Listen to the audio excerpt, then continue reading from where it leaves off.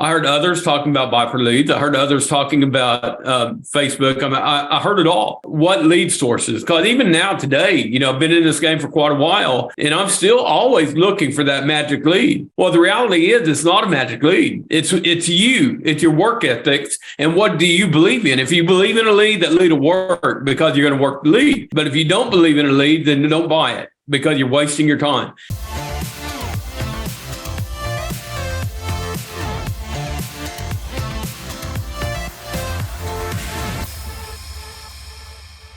So thanks for joining us this week on the Elite Sales Podcast. I'm happy to be joined in the studio this week. Yoel Aynalem, in front of the camera this time. What's up? Regular co-host John Bacaron with FFL Elite Syndicate. How's it going?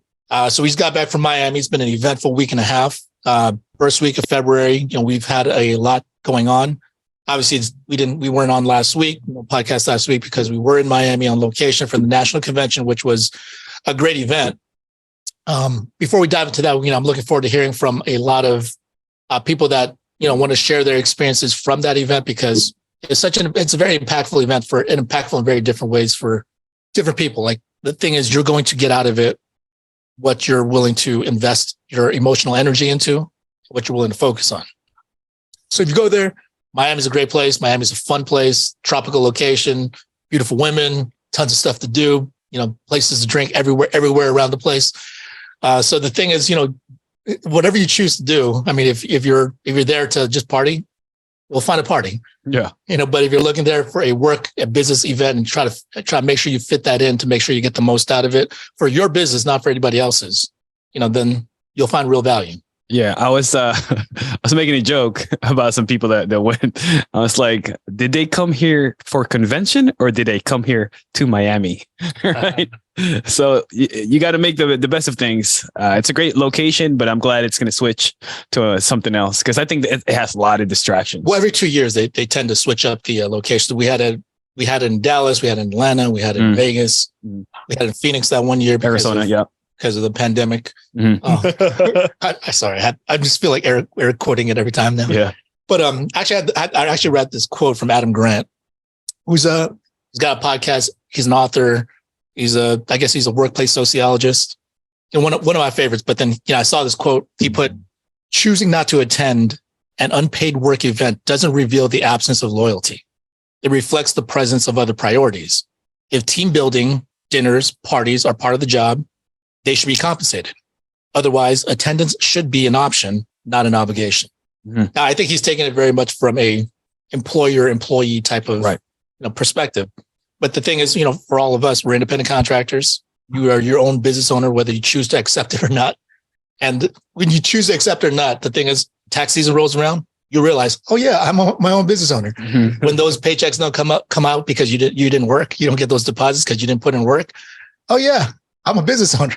Yeah. So, you can choose to look at it however you want. But the thing is, this quote is actually, it came to my mind because. Can you read it one more time?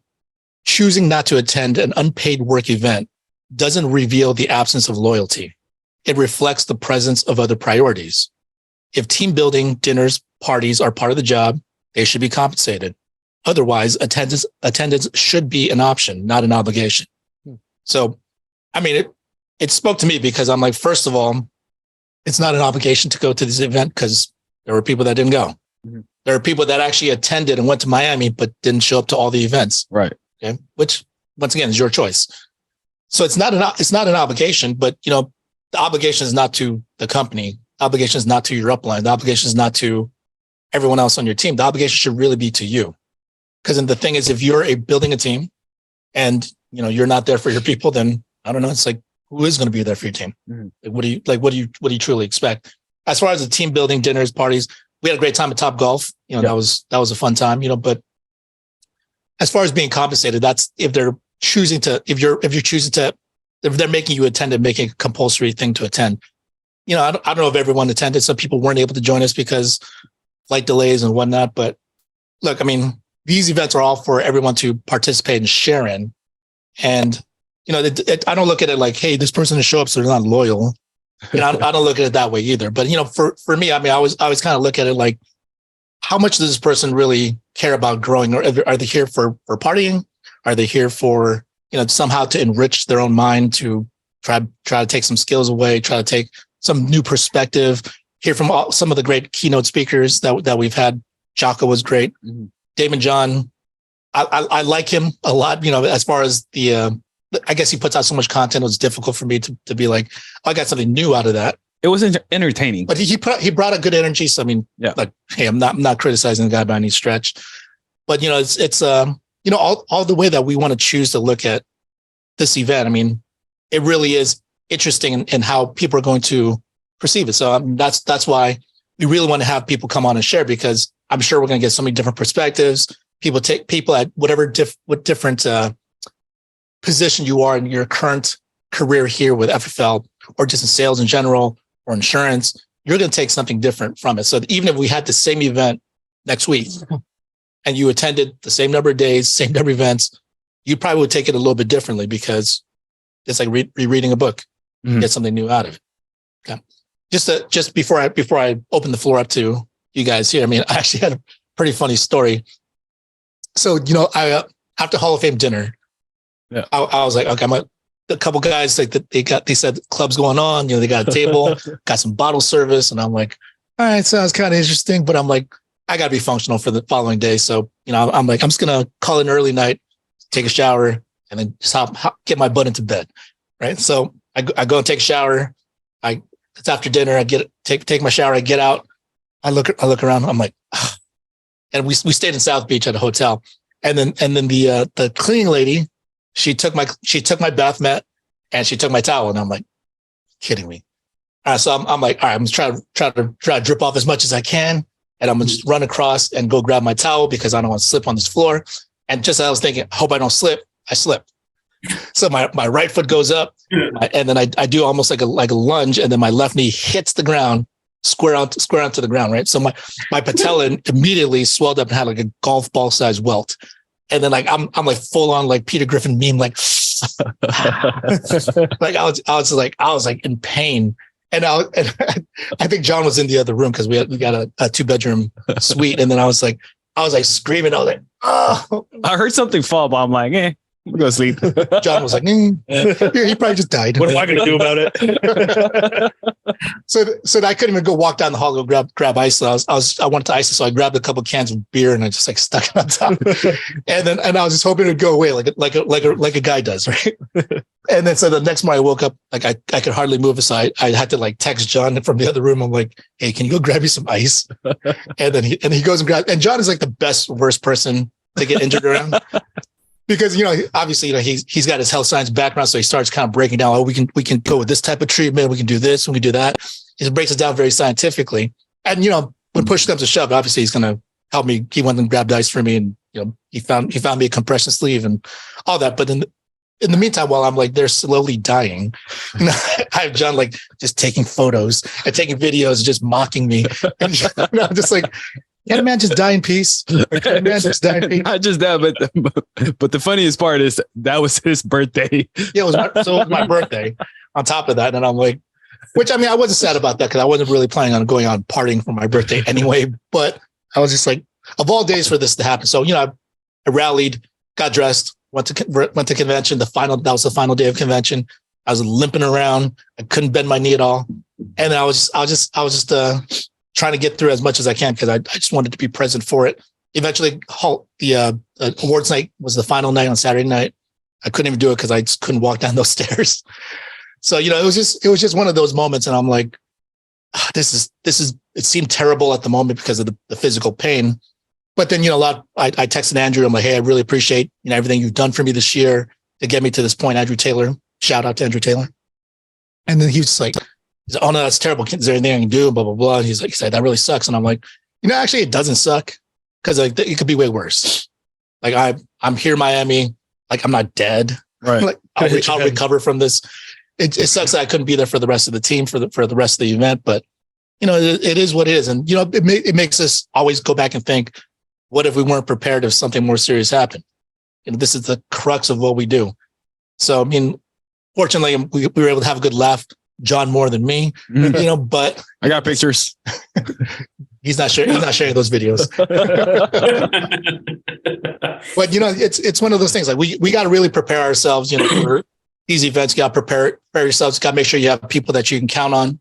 You got to make sure that you set yourself up right, because, you know, I came back thinking, oh, I'm fired up. I'm ready to go to work. I'm ready to get back on live dials. But every time I try to sit down, like fluid would start building up my knee and start accumulating so quickly and would just get swollen like a grapefruit. So I just had to lay back down, try to elevate it, try to massage it down, try to keep everything from building up so much swelling to that point. And then, so, you know, I haven't been able to get back on yet, but I'm looking forward to that eventually. It's slowly getting better. It's just taking some time. But, you know, even in that meantime, I'm very fortunate that I've built a great team around me, that people can have my back. People can take care of things when I'm not around. Still able to generate some passive income during that time. My renewal's been coming in.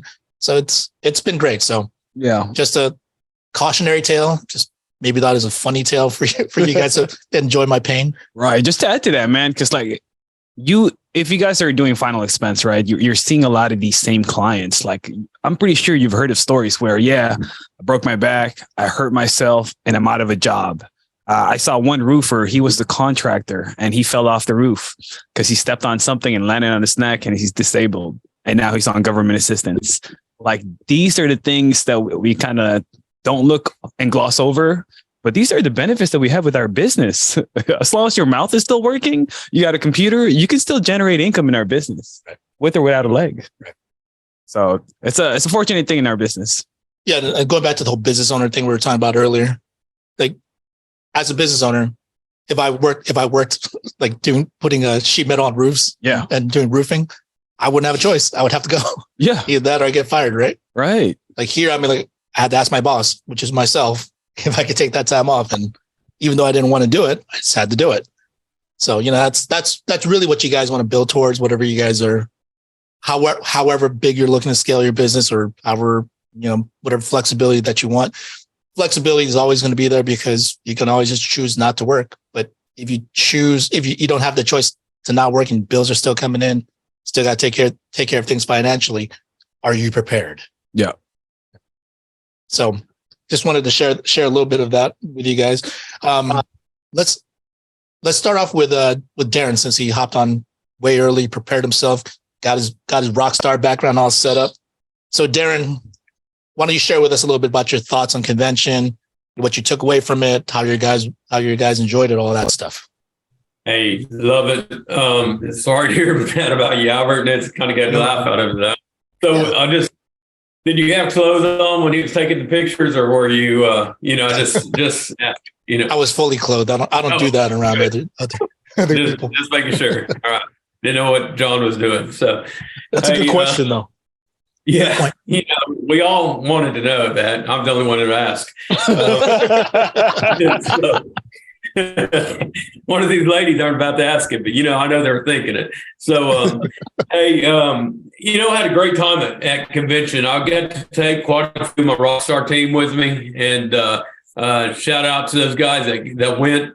We rented a nice house and hung out every night at the swimming pool and talked about the day and what's going on. And it was I think some of your best trainings is outside of convention, when you actually get to go and just talk about what you learned and what you picked up on. And I think that was probably some of our best training, is just being together, going to Top Golf and hanging out with you guys and Jack and everybody. I think that's just the camaraderie of getting together is what I think is really powerful about convention. We get there with one mindset. We're going to get there and get better. We're going to learn something. But to feel the energy off one another is pretty powerful. I had the opportunity to ask a bunch of my agents that went to give me some feedback, and hopefully we get a few of them on here, and we'll have them get on. If they're not, I get some stuff that they said. But I want to talk about one of the ones that I used this week. I actually used it today, and I can't remember which one. Albert, you can probably remind me. It might have been John Wetmore, but I'm not real positive. But he said, whenever how many of you guys struggle? He asked the question, how many of you struggle getting a social security number off of from a phone, a phone call? Telecell. Yeah, from Telecell. And he said, he said, remember this, write it down. he said, whenever I tell them my NPN number, I always tell them this is going to be what I'm about to give you is my insurance Social Security number. He said, I don't share that with just anybody, just my special clients that I know I can trust. And so you get a pen out. I want you to write this down. And he gives them his NPN number. And once again, he said, that's my insurance Social Security number. And I want you to remember that, okay?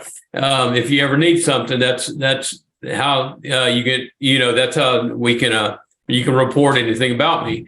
And I use that today because I thought that's pretty powerful, because we're letting them know that we trust you with the most important number that's associated with us. So whenever I do ask you for a Social Security number, we've already broke the ice. And I thought, I'm going to try that today. And believe me, it worked. And this is actually on a lady that Derek and I had been working a case together, and he wasn't able to get closure on it because she wouldn't give him information. So I thought, well, I'm going to see what will happen. I used it, and boom, I made the sell today. And, sometimes it's the little things that makes a difference. Just the way we word things. So I learned that from him. And what did you guys think? What about that, Albert? Well, I think that was a great point, because everything in sales, where you might think like, hey, I just got to be really smooth. I need to have really good closing. Reality, it's a give and take. It's an interaction you're having with the client. It's a give and take. The things when we physically used to go into the house, if a client offers you water, you drink the water. Yeah. Right. You take it because you're accepting something from them. They're going to accept something from you. It's a transaction of trust. Right. It is. And see, sometimes you got to establish that trust at the beginning. And so, yeah, matter of fact, I don't do this anymore, but when I struggled getting them to give me their bank information, I had an old debit card in my wallet, and they didn't know it was owed, right? They canceled it. It wasn't any good. But I would take that old debit card out, and I was I'm about to send you my information, and then you can send me your information. And I'd take a picture of the old debit card, and I said, look, that's my bank information, and you have mine. Now I need yours. And that's awesome.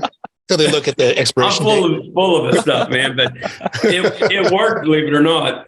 And so it never hurts, right? So yeah, write this stuff down. Good stuff. So I don't know. We had a lot of stuff. Dave Anderson. So my guys are posting all this stuff to me, and I bet 90% of it came from Dave Anderson. That guy is incredible. I've seen him about 3 times now. Albert probably seen him more than that. Full of stuff. So I told my guys after they're sending me this, I said, I love Dave Anderson. He reminds me of a drunk McDonald's employee. And they're like, what do you mean? I said, he's dropping nuggets all over the place. So he was, man. He was dropping nuggets all over the place. Every time. He's incredible. So it's Pierce. Pierce, if you're on, I want you to hop on. If not, I'm going to talk for you. You see what Pierce is on. He was going to be in a place where he didn't think he had service, so I told him I would have shared some Darren, of this. can you go ahead and talk for me? I've got a phone call right now. Got you, brother. Okay. Thank you. This is for Pierce. A bunch of nuggets, and I knew as soon as this, he was talking about this, a lot of this from Dave, but he said, be where your feet are. I'm not real sure what he meant about that one, but be there, I guess. Here's one that I thought of, Yoel, I heard him talking before. Nothing is neutral, right? Talking about hot or cold, you can't be neutral, right? So nothing's neutral. You're always going somewhere. Narrow your circle, check your baggage, and whine less and work more. I really like that one. Whine less and work more. I can't remember who it was said that. Might have been Dave. I think it was. Yeah. But yeah. Let's see a good one here. Here's one. I love this one. I've heard him say this before, but love people more and money less. And you'll be loved by more people, and you'll make more money. So, people that say that it can't always be about you.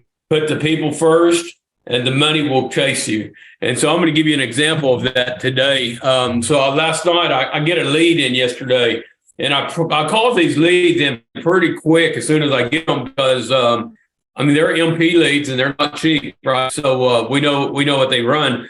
So I try to get hold of them. Well, this one guy, I call him, and my question, he's an old country boy from about a town about 30 minutes from my house. So I'm thinking, man, that's perfect. And the old country boy named Gary Baker. And I said, hey, Gary, let me ask you, I'm with the mortgage protection company. I'm right here in Seminole, so I'm right down the road from you. He said, oh, really? I said, yeah, right down the road. I said, have you, how many of these cards just by chance did you fill out? He said, brother, I filled out about 5 of them. I'm thinking, oh, crap. And so I said, all right, well, we're going to talk about that.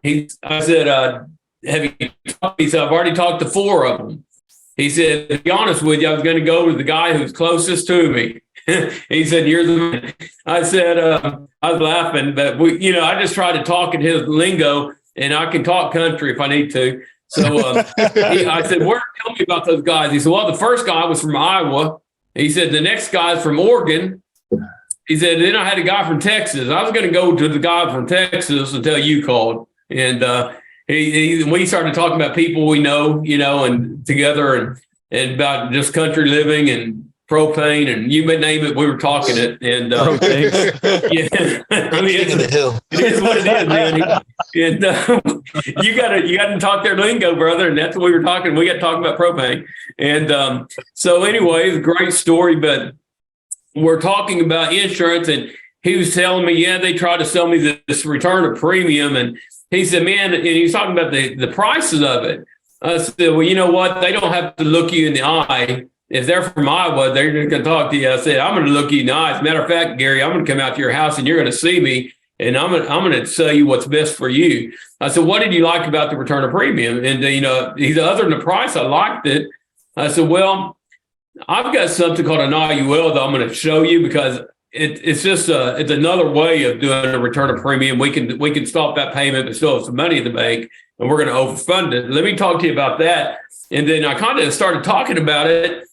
And talk about, believe it or not, we're in a recession and people have been losing money in the market. He started laughing. He said, Darren, I'm going to tell you something. I said, what's that? He said, I lost $180,000 last year in the market. He said, I'm sick of it. And I said, Gary, we're going to talk. He said, come on, I need to. So at 6:30 tonight, I'm going to cover a couple big IULs with him and his wife. He asked me if I can show him the illustrations tonight. So I said, I'm going to go over the illustrations tonight with you. And then Saturday, we're going to come out there and get them wrote up. He said, man, I appreciate it.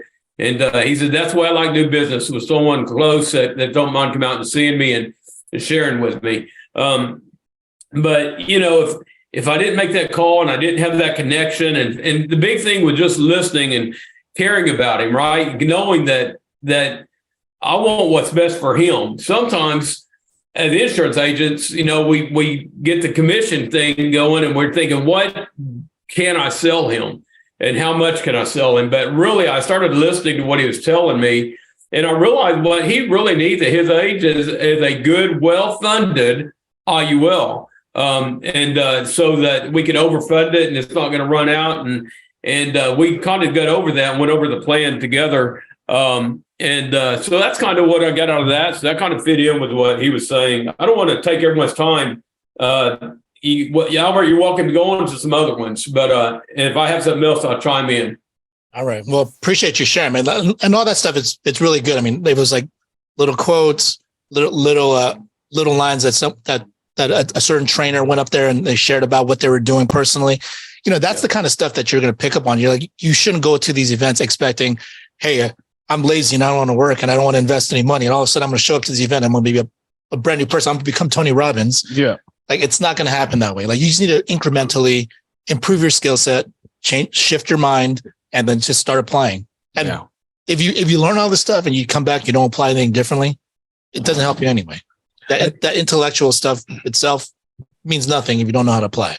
I think like one of the bigger benefits of it also is like, it really reinvigorates you into your business. I think like when you see people that are successful, that are younger than you, or like started even later than you, like a lot of the times you see that and you're like inspired by it and you're like, dang, like if they can do it, I can do it. It's good for like new agents, but even if like, you've done it before, you've been to the event before, it always re-energizes you, reinvigorates you to like, do more and kind of get more out of it. Right. Well, I mean, speaking of that point, I mean, that's my favorite part of every one of these events. I get to meet agents that are new or meet agents that I've met in person for the first time. Like I met a lot of Darren's agents with, there's a bunch of guys that I've talked to and I've never actually physically met because we're geographically scattered across the country. But to actually meet them in person and get a chance to press the flesh and shake hands and look them in the eye and just talk and just make a few jokes, get to know them as people, get to know them as individuals, as humans. I mean, that makes a big difference. And, that's how it reinvigorates you. That's how it re-energizes you. Cause like every time I go, not that I ever have lost focus to that extent, but I'm like, okay, cool. These are brand new agents. They want to make it here. They want to learn. They want to grow. This is my responsibility. Yeah. And that goes back to the Dave Anderson's take care of people and the money will come, right? Because now instead of you just focus on yourself making money, but if you take care of these hungry new agents coming in that are looking to make money, if we put in the effort and the value to them and build them up, it's going to come. Absolutely. Yeah. You get paid well for helping people get paid well. Yeah. Which is awesome. By doing your job. Yeah. With anything. Yeah. And if you don't help people, you don't help yourself. Yeah. Right. I think it's a very fair system. Yeah. With every job that I've had, every like with helping clients with whatever it may be, whenever I start to think about that particular client or those particular people and be like, dang, well, this client only wants this amount of money or only has this package, but this client only has this package. So like, let me help the bigger package client. It's like, once you start to like get super logical to where like every human you're working with is like a cost to benefit ratio, you go into like a really dark place. Yeah. And like, say you fumble one and then you get into so if you just help people and focus on that, then the money will come for sure. Yeah. So great stuff, Darren. Appreciate you sharing. Julian, are you on here? Yes, sir. All right. Cool. So appreciate you hopping on and sharing a little bit.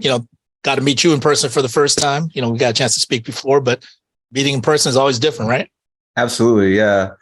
A couple different things that I took away. I mean, number one, for sure, piggybacking off of, it was Darren. Is that correct?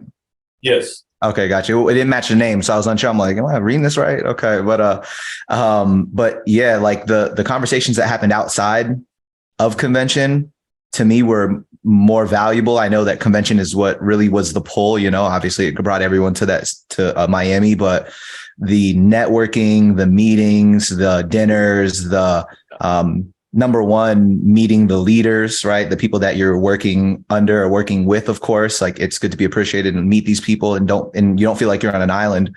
I mean, I've been in insurance for 3 years, but this is only my third month with FFL, right? So it was good to meet the people that I work with and working alongside. So that was really cool.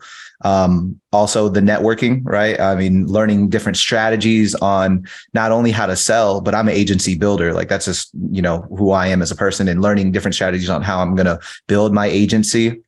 It was really good for my agents because for me being with FFL for only 3 months, I brought 5 people with me. So I had, 5 of my team out there, learning and absorbing, and they're very excited as well. They're probably more excited than I am, to be honest. And I'm very excited, but they saw it for what it really is too.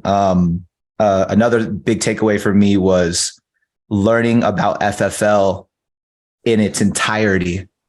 You can hear about it here from upline or from a friend, or, you get your bits and pieces.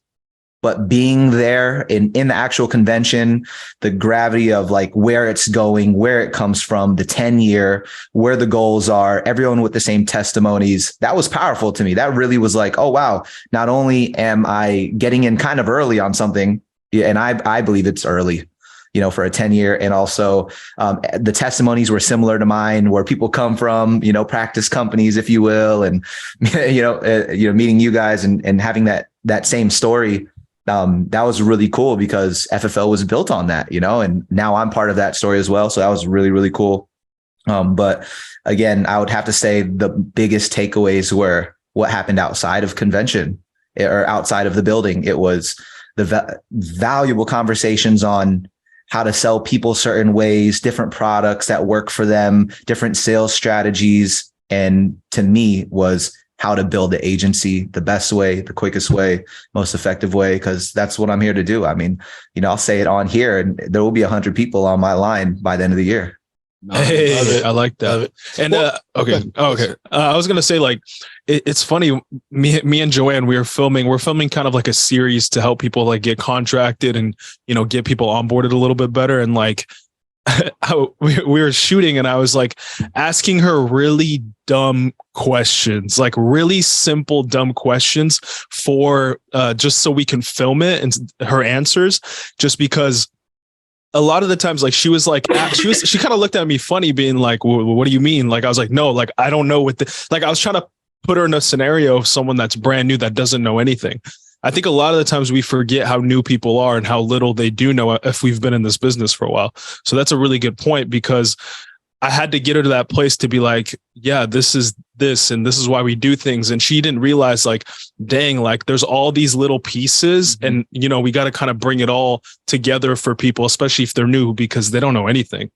Well, I think that's a good analogy. I mean, the thing is, for something as simple as contracting it, and yes, it is simple. It probably doesn't feel like it for some of the new agents, because there's no process of the actual part of contracting that's actually that complicated.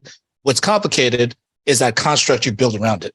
So then you're trying to like put together that frame of like, why am I doing this? Like, what do they need from this? And sometimes people don't have they're not able to construct why are we doing it for this reason? So they're like, if it was like, hey, we need your voided check, everyone knows how to get a voided check. Mostly. Yeah. So I mean, but the thing is, like, people overcomplicate things. They start thinking about like, oh, what if I answered this wrong? Will everything get kicked back and all this other stuff? So that's the same thing for attending an event like convention.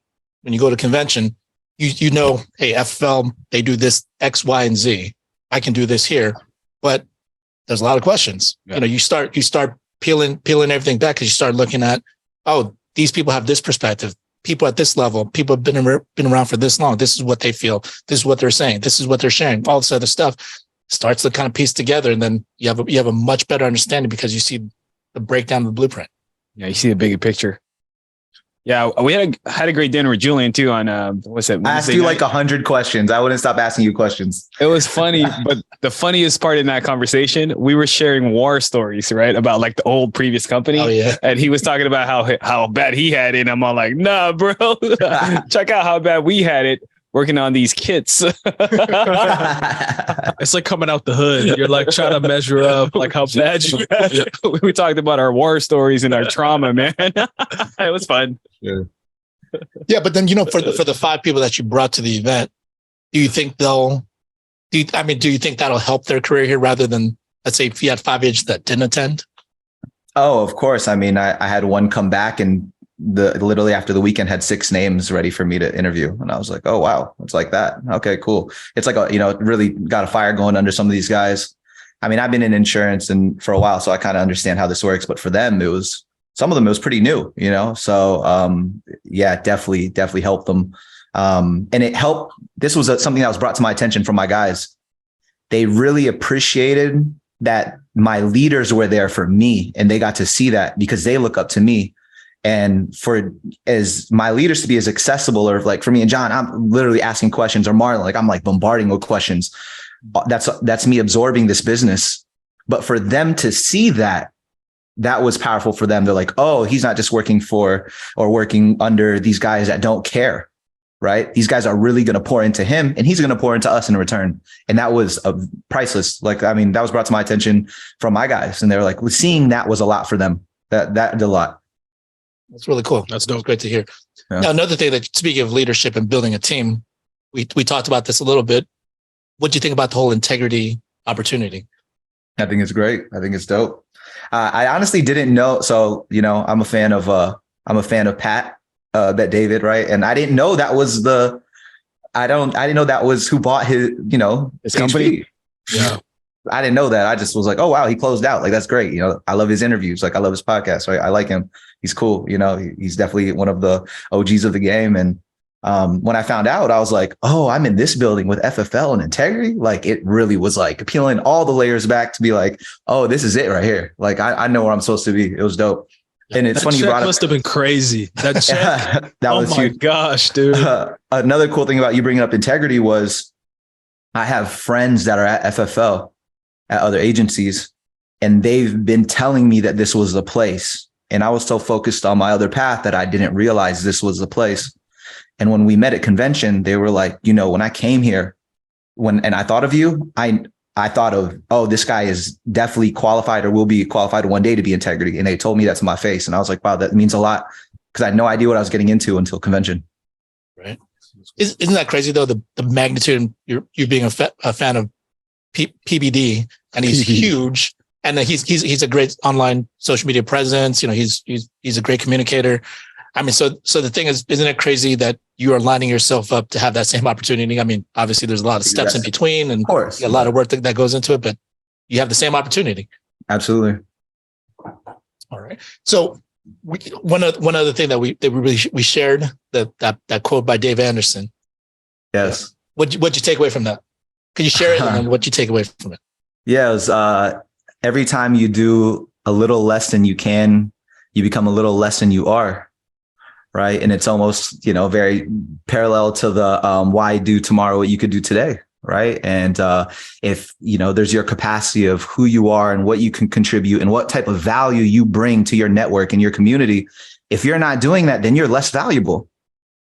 Let's talk about, I mean, we all watch basketball, right? But if you're not putting up your points on the floor, then you become less valuable, right? So you're less than who you are if you're not doing what you can.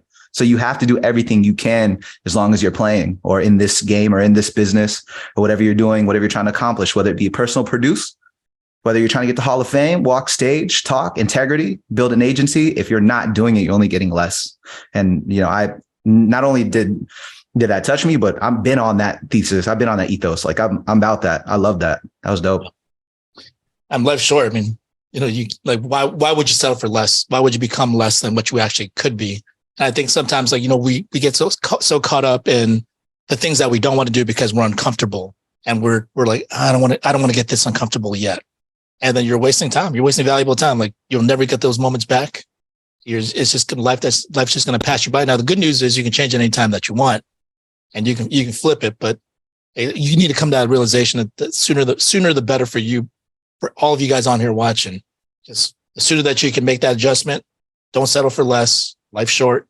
Get as much as you can right now, and don't have any regrets later. Mm-hmm. Yep.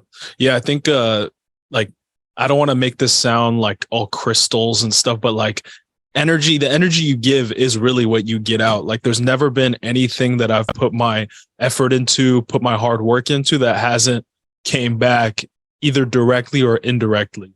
So if you're not getting the results you're wanting, is usually because you don't have enough output. It is what it is, whatever that may mean for you as a business owner, you know?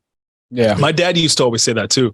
Don't do something tomorrow that you can do today. And it really annoyed me. And then now I hear myself saying it to myself.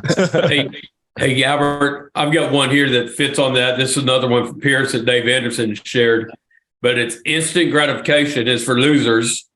And he said, it's not crowded at the top, it's crowded at the bottom.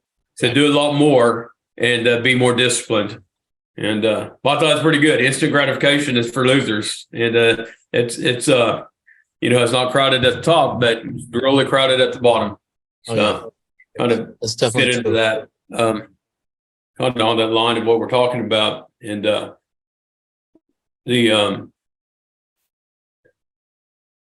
ahead. That's probably it for that. We were waiting for you to get out here. I thought you had a big pause for something. No, that's a good point. I'm reading that. There's something else I don't want to go into that. So, well, Dave Anderson's great. I mean, the thing is, if you guys haven't heard Dave Anderson before, I mean, I remember the first time I saw him, I'm like, who's this dude? Yeah. Right. And that's what I thought. And then John loves him. He's like, he got his notepad. And I was like, why you got everything from Dave? I was like, why you got your notepad up for this guy? Like, we listen to the podcast too. Yeah. I mean, he's got some really good books. Got podcasts. I actually went to his training academy with Sean and a bunch of the leaders way back a few years back. And it was a really great experience. And the best thing I like about Dave Anderson, every single time he comes out, he just always says like, hey, just letting you guys know, if you guys get offended by anything that I say today, that's your fault. Stop being so soft. And I think, Snowflake. yes, and I think that's true. I mean, like, we all need to maintain perspective. I mean, he's not saying anything blatantly offensive. Like, he's not singling out anybody or, whatever. The thing is, he's dropping nuggets, as Darren was saying. Accountability is offensive in our day and age. People don't want to reflect and be like, oh yeah, it's me messing up.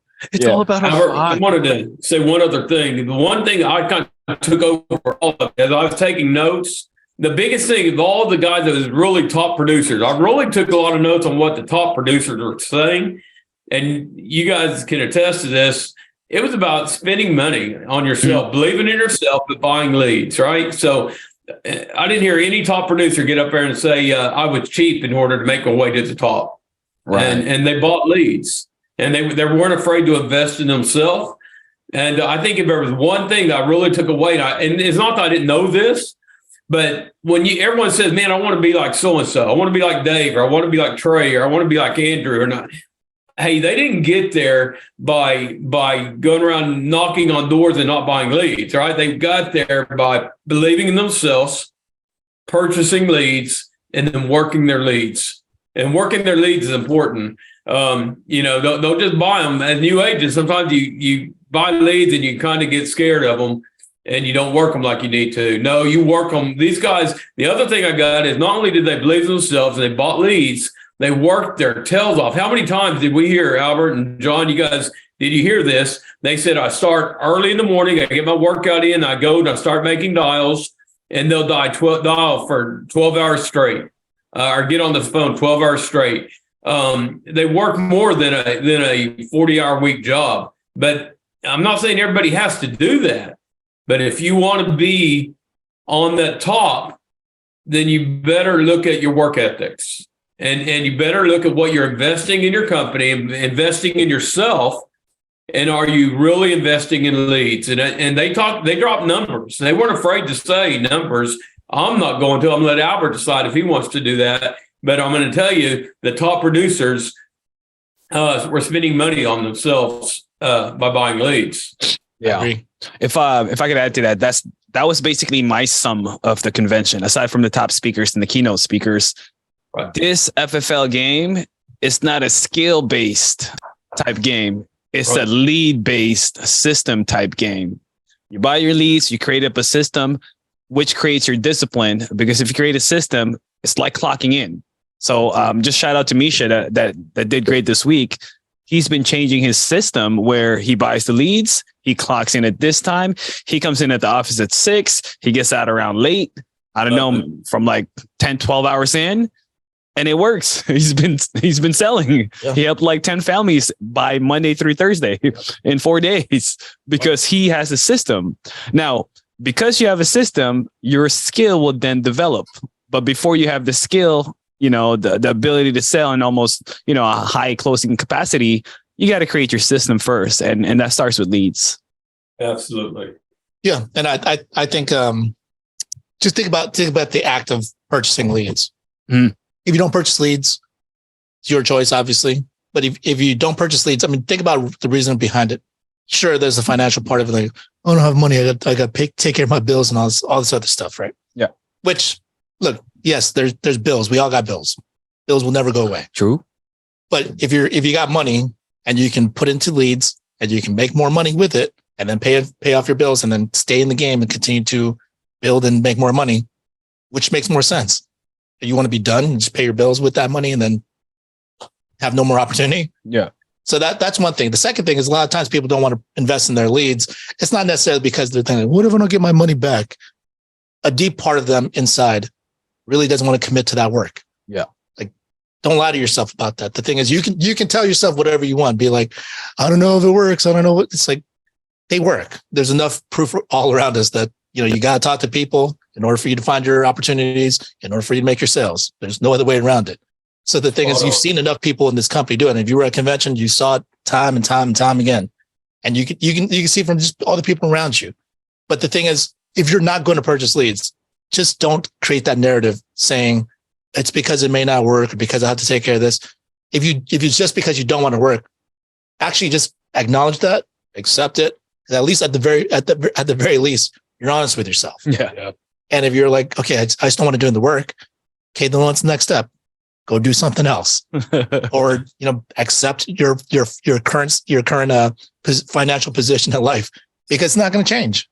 But the more you continue to lie to yourself about the fact that you're not willing to put in that work, not willing to commit to that time frame or commit to yourself, it is what it is. Yeah, it becomes an internal self conflict of an everyday struggle. Right. Right. Yeah, you're fighting against something that's not even real. Yeah. So, John and Albert. Yeah. Did you guys hear of all the speakers? I hope you don't mind me interjecting here, but of all the speakers, what was the magic lead? There wasn't one, was there? Did you notice that every top producer had their own lead source? And literally some of the ones that were doing big, helping many, many families a month, said 1 in 3 months. I heard that. I heard a couple of ladies and people get up there saying 1 in 3 months internet leads. I heard others talking about buy for leads. I heard others talking about Facebook. I heard it all. So I was really taking some notes on what lead sources, because even now today, I've been in this game for quite a while and I'm still always looking for that magic lead. Well, the reality is it's not a magic lead. I'm sorry to burst your bubble. It's not. It's you. It's your work ethics. And what do you believe in? If you believe in a lead, that lead will work because you're going to work the lead. But if you don't believe in a lead, then don't buy it because you're wasting your time. Believe in what you're selling, believe in yourself, and have a good work ethic behind it, and it'll go. Yep. That's great. Yeah. And Julian, I'm going to get back to you real quick. Now that you went to convention, what are you going to do differently as a result of going? What's shifted in your mind? What's possible? What's your focus before going? And then now that you attended, what's going to be different for you? The recruiting, it's all click. So it's like so when I first came, just know where I come from. I'm a builder there, I definitely built a good team at the last company. And when I came, I started in November. I wanted to really know the company, obviously I'm learning contracting and, I'm learning, where to direct the client and the sales process. It's really less sales and more service. Right. And, less skill power and more willpower. Right. It's clear as day. I get that. But I didn't want to bring people on board, even though people followed me anyways. When they found out I came, I didn't ask, I just told them where I was going and people would follow me, but I didn't want to try and really build somewhere where I didn't really know who I was building with and what I was building under. Right. So now that I've peeled all those layers back and I've been in the den, as you could say, right. Now I know exactly what I'm going to project when I do my pre-recorded overviews, scheduled funnels for recruiting, even a scheduled YouTube trainings and the whole system that I have built when it comes to building the agency, because I've done that. I've been there where I've had to get my codes and been, a master general, and I've been a top producer. I've had some wood plaques that I don't care about, and I've done all that, but understanding the business, and how I can duplicate what's duplicatable. That's number one thing, because I know I could be an outlier and I could be, a eagle, but not everyone is, right? So it's understanding what is duplicatable in this business, what systems work, how to get the leads, put them in your system and duplicate and grow on your, at your time frame. Right. So, that's the shift for sure, because obviously I needed to make money. So I am going to still write and produce, and overrides can pay for your leads and overrides can pay for your transfers. But at the end of the day, I'm here to change my agents' lives, because I understand that comes back around. So I am here for that. That really is what I'm about. So, yeah. Nice. Love to hear it. I mean, that's a really crystal clear perception. It feels like that you have now, because you're able to piece all these things together. And yeah, it's also a very comforting thing, because we've got a chance to talk via Zoom and over the phone and stuff. But the thing is, to actually meet in person, that's a totally different thing, because you're like, hey, the people that I work with, they get up like I do. They got to go to work like I do. They have families like I do. They eat like I do. They drink like I do. All this stuff. I mean, they're just people. Yeah. And it's a really cool experience. So for those that have not attended, in the following years, please make sure you guys do come, because I think not only do you get something big out of it, you're contributing something big to it also. Yeah. And it creates excitement from you. It creates excitement from your agents. And for Julian, man, you might as well start thinking about your agency name sooner or later. I already have before convention. There you go. Don't You're ready, bro. just in case other people. Oh yeah, someone might take gotta it. snag it. Okay. No, I was gonna say it. No, I was playing, but like you're right. It's going there, and I was like, I posted. So I used my team, whatever, my future agency. We use Discord, right? And that's how we always have these rooms open that people can hop in and hop out, and we have like threads. And I stream myself taking calls so people can hop in and watch whenever, right? And I posted after I got back from Miami and after I recovered, of course, because it was a very busy time. I posted like this long thing about why I think people should go and who should go, like, you know, new agents or people that are looking to grow in the industry or build a business out of this. And you know, it was very similar to what I left in the, you know, the group me. And you know, when you said it's clear, I went there like, you know, I'm feeling my way through this. And when I got back, maybe a day to process, it was crystal clear. Like, this is how it's going to be done. This is, and like, I'm talking about, I can have like an action plan together with forecast or even, you know, closing percentages on new agents and just that whole thing. You know, it's crystal clear. This is a great place to be. And I'm happy that I attended convention. Love it. Yeah. Cool. Well, I appreciate you sharing. I mean, that's really good stuff. It's always exciting for us to like hear agents that come back with really positive feedback or what they learned. And even for the people that may say like, I expected this or expected that. I mean, that's always good feedback anyway, because data's data. Like this is how we figure out how to improve, figure out how we can continue to add to what we're doing. So appreciate you, Julian. No problem. That last one is numbers don't lie. So it was nice hearing the numbers. Numbers don't lie. That's right. And unfortunately, we can't talk too much about it on of course, as far as numbers, but yeah, I mean, yeah, when you go there, everything's transparent. Yeah. Cool. So thank you, Julian. Appreciate you hopping on. Before I wrap this up, is there anyone else I wanted to share real quick? No, going once, going twice. All right.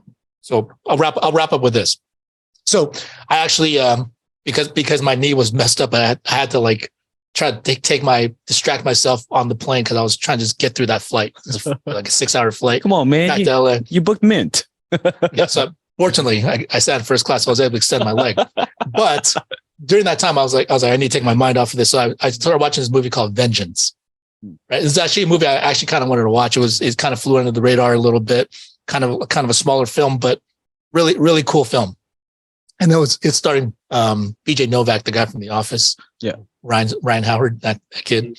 But anyway, so he's an aspiring journalist, and then he's living in New York, big city kid, and then he hooked up with this one girl that lived in West Texas. Right, West Texas is not Austin, it's not Houston, it's not Dallas. West Texas is something different. I only know this because of this opportunity. I went out there because we had some agents out there.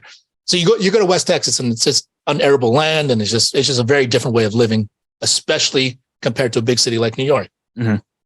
So then he goes out there, like the girl passes away. Her family thinks he's a much bigger deal than what he actually is in her life. He flies out there for the funeral.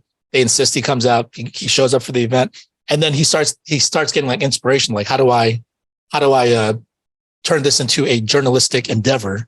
And either I'm going to write something or I'm going to create a podcast, right? So then he starts going around talking to a bunch of people, and then he meets his record producer, played by Ashton Kutcher, and then he said some really profound things. You know, he's talking about when people record music. It's not there's no records anymore, right? It's all digital now. So the thing is, like, whatever you put out there, that's the sound of you, and that's the record of it, right? And then he gives him a little bit of advice, and he just says, listen, I know you're trying to write a really good story. You're trying to create a really good story with podcasts. And this goes with everything that we took in at the convention experience, right? Everyone was telling a story. Everyone has a story to tell. You know, Yoel's a content creator. It's all stories. Sam's a content creator. It's all stories. John has been putting out a bunch of reels, and his social media is increasing. It's all stories, right? Yeah. Everyone that went up there and shared stories, and people that share right now, stories. Everything that we do when we're talking to our clients, we communicate with them through stories, right? So we're creating a story, or creating their story. It's not like, hey, this client filled out a lead, and you call them up and it's all about numbers. You can't call them up and be like, all right, $30,000, $100 a month. Mm. Like that wouldn't work. Like you need to paint the picture for them. So, he has this quote, and Ashton Kutcher is telling him, hey, when you're doing the story, this is what you got to think about. Nobody actually writes anything. All we do is translate. Just listen, even to the silence. That translation, that's your voice. Which is like, if we think about it, everything that we intake that from the world, stories, videos, pictures, people's stories of success, people's nervousness on stage, people's confidence on stage, all this stuff. It's going in through our ears, going in through our eyes, going through our mind. And then when we tell about it, that's our translation. And then that translation means something to somebody differently, because if you connect with that person that's listening, it has a very profound effect on how they can view the world, how they can view themselves, how they can view this opportunity, how they can view anything, any belief in themselves. So everything that we do, has an impact. And now you just got to think about what you're translating. Is it actually quality value that you're adding to somebody else's life, or you're putting out there for the world to consume? Or are you just, taking in a bunch of negativity, making it even more negative in your head and putting more out there and translating that, right? So, that's how impactful that every single one of us potentially can be. And you do have an impact, believe it or not. It could be good, it could be bad. But the thing is, we're all translators of something. We consume data, consume information, and we put it back out there for others to consume. So whatever you're putting out there, if you're not getting to the position where you want to be in terms of your work, be a better translator, listen better, figure out what it is that you need to translate to other people to get them to see things your way. So that's just something I found really profound in the movie. And I managed my pain by distracting myself that way. But yeah, great stuff. Thank you, Julian. Thank you, Darren. Appreciate you guys coming on, sharing. Yoel, John, appreciate you guys coming on and co-hosting with us. So everyone else, let's go out there and continue to, make sure that your story is something that's impactful for somebody else and definitely impacting yourself in a positive way. So let's go out there and translate and do it the right way. Let's go be elite, guys. Appreciate y'all.